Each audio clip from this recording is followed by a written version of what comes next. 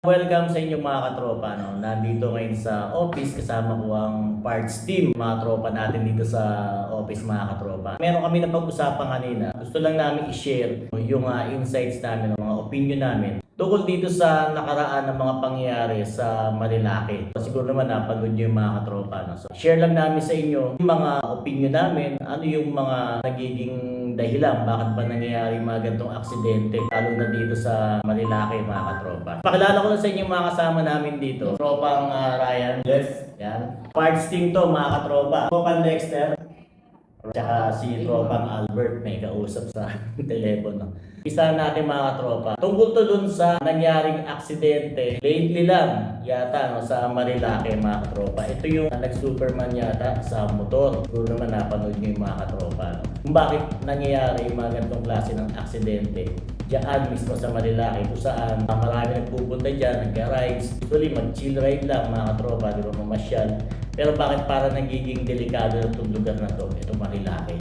Alright? Tropang Ryan. Makita ko, nakakalungkot talaga na makita ang ganun lagi na lang aksidente sa Marilaki. Sa akin kasi dyan, feeling ko nakikita ko solusyon dyan talaga. Dami naman talaga aksidente nangyayari, hindi naman siya bihira eh. Madalas, ang tingin ko nag-trigger dyan yung mga nakatambay, yung umipitik ng camera dyan. Kasi napoprovoke yung mga nagmumotor. Gagawin mo ba yung gano'n? Mag-exhibition kung gano'n kung wala namang nanonood na tao sa inyo. So parang ibig mo sabihin, tropa, lalo sila nagiging aggressive. Oo, malayo pa lang. Nakaabang na yung mga yan, di ba? Expected din nila, may pipitik sa kanila doon. Kapasikat ako. Yun diba? mismo. Sa halip na nakapokus sa pagmumotor, palibasa may pipitik, may kukuha ng proposing. Pero sa akin yun perspective ko yun. Pwede namang mali din sa iba. Pero sa akin kasi parang yun yung, kung walang nakatambay doon, walang nagka-camera doon, feeling ko magmumotor lang ng matiwasay yung mga lumadaan. May point ka doon, tropa. Kung saan yung accident prone, doon sila nakapwesto. Kaya nga, sa tingin mo, kailangan tanggalin yung mga... Tanggalin talaga para sa akin ang main cause ng mga aksidente doon. Kasi minsan, di ba, doon, malayo pa lang, papupwestuhin ka pa nila kung anong gusto mong post. Yung pagkagalang-galang pa. Eh yung palang bagay na yun, medyo makakaantala na sa pagdadrive mo. Yung focus mo sa kalsada. Lalo na minsan, palibo yun, nandun sila sa palibong pwesto. So pwedeng isang dahilan yung ba't nangyari yung mga ganun. Tama naman. Ikaw, tropa. Siguro tropa ang maganda dyan, wala nang palit. Diretso na lang dapat para makapag-Superman sila. No? Ibig sabihin, yung mga paligo-ligo sa Marilaki, tatagalin lahat. Oo, dapat. Laging diretso na. Diretso ni Spider-Man. Hindi kaya magastos yung naisipan mo, tropa. Hindi ko lang kung kakayanan. Para mas madali sa mga nagsusuperman, ganun ba? Hindi, ang tanong dyan, ba't mo kailangan mag-superman? Yun nga eh. Di ba? Dahil nga, babalik na naman tayo dun sa sinabi ko. Ba't mo kailangan mag-Superman? Bakit? Kasi may mga nakaabang na tao na nanonood. Actually, yung mga nakaabang dyan, ang inaantay talaga niya. Yung may kumalat eh. Tama. Hindi ka natambay dyan. Kaya nga nagiging content pa yan eh, di ba? Oo. Yung mga disgrasya dyan, yun, ina-upload yan, inaabangan talaga yan, tutuusin. Tropang Albert, kung anong pananaw dito sa nangyari sa Marilaki? Marami talaga nag-aabang. Kung naalala nyo pa, meron isang rider na pabalik-balik sa pangatlong balik niya. Oo. Nakita ko nga yan. Kung naalala nyo yan, kaya Nakita ko nga yan. talaga parang ginagawang pasikatan na. Oo, pasikatan tama yun. Magandang example yun kasi tatlong balik siya eh. Tatlong balik. Diba? ano? Tatlong balik sa kaso. Hindi siya natatapos magpasikat eh. Kumbaga hanggat hindi nadidisgrasya, hindi bibigil. Hindi talaga. Di ba, no? Hanggat maraming nanonood, maraming tumatambay. Puro-puro lang yun nandun. Magdadrive lang ng matiwasay yan eh. Ibihira na lang yung magkakarera talaga dyan. Yung, kasi syempre magtotropa, di mo maiwasan. Lalo baka medyo mga kabataan.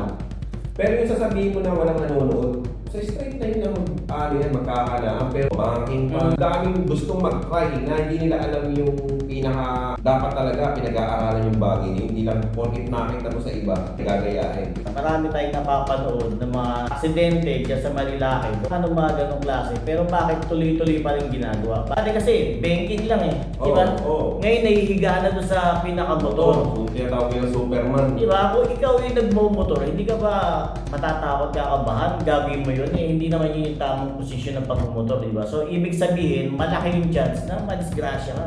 Pinakamatindi, yung mawala ka, di ba? Oo. So, anong balita doon sa huling nangyari? Patay daw ata eh. So, di ba? Biro nyo yun, di ba? Tapos yung kasabay niya doon, bumumotor, parang maharap siya sa mga kaso. Lahat yun. Siya Baka magdadala masisi. lahat yun, di ba? Tapos ang pinakamatindi, tropa, yung mga nandun na nakatayo o nag-aabang, nasa lilim, madadamay, yung alam ko yung PCX ba? Durog na. Basag ng Diba? Biro nyo yun. Ibig sabihin, yung pagpunta ng Marilaki ngayon, mga tropa, parang hindi na ganun kaligtas, hindi na ganun ka-safe, di ba? Kahit sabihin mo na safe na nakarating doon sa pinakapupunta, di ba, sa Manuka, nakilin lang kayo doon, nagpapahain na, pwede kayo madamay. Yan ang pinakamasaklap doon. Kung simple na nakaupo ka lang, tataka ako dyan kung saan pa yung blind curve, yung accident prone area, nandoon sila. Bakit sila nandun? Talagang inaabangan nila yung may kakala talaga sa harapan nila. Gusto nila ang mapicturean ng mga maniligaw. Yun mismo. Sa pag nakapun ako dyan, kadalasan pag nakapanood ako ng mga video ng mga namimite ka, ano lang sa mga pinikeros natin sa Marilaki. Kumbaga, nakikita lang naman na napapanood lang. Yung tipong nagsesenyas pa sila kung ano yung dapat gawin ng rider. I-slow mo pa nila. Mm. Maganda naman talaga actually. Free yun eh. Parang ang nagbe-benefits doon, yung mga rider, nagbe-benefit din yung pinaka-photographer. Pero maliit na ano na kasi binibigay nila ng free yung pagkuha nila. Yun talaga yung number one na nakikita kong problema dyan. Simula nung nauso yung pitik-pitik na yun, o may picture mo, lahat ng tao na mahilig sa motor, yun yung parang tinatarget nila ba't sila gusto maaari sa Marilaki. Hindi para dumaan lang doon. Yun talaga yung sadya. Usually kasi weekend Sabado, Linggo. Gusto mo ng mga safe na araw ng pag-ride sa Marilaki. Parang hindi ka nasabay ng Sabado at Linggo, di ba? Delikado na kasi marami rin talagang nagsisiyakyakan doon. Kahit sabihin mo na dahan-dahan ka lang, pwede kang madamay pag ganun yung mangyayari. Nakakatakot, nakaka-alarma mga katropa dahil yun nga ang nangyari ngayon din sa Marilaki. Bukod pa sa nangyari doon nakaraan, marami pa akong mga napanood o nakita na mga disgrasya dyan sa Marilaki talaga. Hindi mo na mabilang mga pangyayari talaga dyan. So, yung sa amin lang naman, kumbaga opinion lang naman namin, sana hindi man tuluyang mapigilan, mabawasan, hindi na yung madagdagan. Sana pangunahan na sila ng tao sa mga nakikita nila. Tama. Kasi feeling ko doon din magsisimula yung pagtigil niya kapag medyo nakaramdam. Sa bagay kasi, ang mga kabataan kasi risk taker sila. Ayoko naman din sabihin nagkakaedad tayo, kaya parang feeling natin settle na tayo sa mga bagay na ayoko. Kahit ako personally sa akin, ayoko dumaan dyan. Motor o sasakyan, parang hindi na rin safe eh. Matakot, Oo, diba? kasi di ba magdadaan ka dyan para magpunta ka sa gusto mong punta. Pero masasalubong mo yung mga yan na mga nagkakarera na wala kang kamali, mga nabigla kang sasalubong. Lalo na pagkasama mo yung pamilya mo. At lalo na pala sa Pilipinas, nakasasakyan ka, bumangga sa iyo mo to na kamote, sabihin nila board nilang kamote. Tapos namatay, ito ang may kasalanan. Yun, yung pa isa. Hindi ko naman sinasabi huwag kayong pumunta. Choice nyo pa naman yan. Punta kayo, bala kayo. Basta ako, ayoko na. Alarming na po yung mga pangyari sa Marilaki. No? Sa halip na mag-set ka ng rides, o punta tayo ng Marilaki, akit tayo doon, breakfast ride tayo. Pero parang magdadalawang isip ka na kasi nga doon sa mga nangyayari. Ilang mga katropa kasi makakalungkot lang isipin na yung pagmumotor kasi, kumbaga, pangtanggal ng stress natin yung tutusin, di ba? Para mamasyal. Pero hindi para yung madisgrasya tayo, masaktan, o hanggang pinakamatindi is may mawala o mamatay, di ba?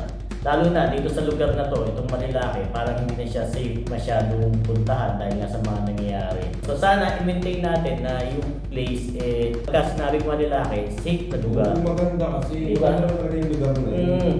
Kasi alam nyo, sa totoo lang, wala naman pong delikadong lugar eh. Alam nyo, nagiging delikado lang yan sa atin din kung paano tayo mag-drive, kung paano tayo magmaneho, kung paano tayo magmotor, di ba? Kahit sabihin mong straight lang yung kalye, kung magmumotor ka naman ng saksakan ng bilis at wala sa ayos, talagang delikado po yan. So wala po yan sa lugar kung tutuusin. Nasa pagdadrive po yan, nasa pagmamaneho. Sana, una-una matutunan natin mga katropa yung pagdadala po ng pag-iingat sa kalye dahil yun po yung pinaka-importante. Siyempre, wala naman may gusto ng alis tayo ng bahay at hindi tayo makakabalik ng bahay, di ba? So wala, makabalik pa rin tayo ng buo at saka ligtas. Pwede naman palang maiwasan. Sabi nga nila, di ba, prevention is better than cure. Sayang kasi, parang na-take advantage yung ganda ng Marilaki dahil sa kanila. So bilang pangwaas mga katropa, hingin natin ng mga opinion o payo sa mga tropa natin dito. Doble ingat kasi may pamilya rin na yan. Naghihintay rin sila. Siguro, iwasan na lang pumunta ng weekend doon kung pamamasyal lang talaga yung Oo. tahay Kasi yung tao. para maging safe. Doon sa mga nakikita natin doon sa Marilaki, pangunahan na kayo ng tao. Unahan na. Kumbaga. Na, kasi Kasi parang sabi mo, kahit nag-iingat ka dyan, kung madadami ka talaga. Madadami ka. Pero yun nga, para sa akin lang yun. Pero kung gusto nyo itig, okay lang din man. Okay lang din. Diba?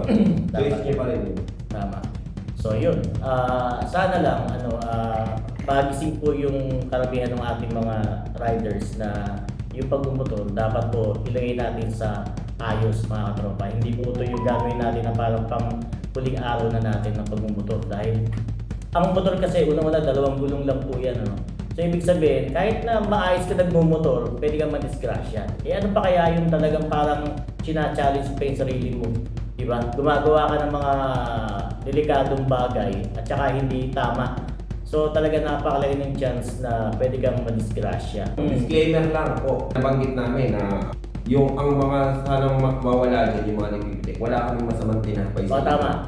Opo. Kasi alam ko naman yan yung ano nyo, yan yung passion nyo, o sabihin na natin, o dyan din kayo nag-iisip na baka mamaya makilala kayo, di ba? Wala kaming masamang ano sa inyo, kaya lang, kung tungkol lang din kasi sa usapang aksidente, mainly na cause talaga, yung mga yun lang po. Pero, disclaimer, walang ano. Tayo lang yun nga yung mga mismong rider, ingat po tayo mga katropa dahil isa lang po buhay. Kaya huwag nating kumbaga subukan, huwag tayo may pagsapalaran. Kailangan pag lumas tayo ng bahay, makabalik din tayo ng bahay ng maayos. Diba? Yun lang, at sana ito ay magsilbing reminder lang Yes. sa lahat po ng mga tropa nating riders dyan, kahit sa city or sa mga probinsya, lalo na po dyan sa mga lugar na masyadong maraming curve, napakadelikado po yan talaga. No? So, yun lang mga katropa, at ito kasama ko ang parts team po dito sa amin sa company. Ayan, si Tropang Yes. Ryan, ayan, Peace Tropang Dexter, at si Tropang Albert. Alright, so yun lang mga katropa. Hanggang sa muli at maraming salamat po. Ares po sa inyo mga katropa.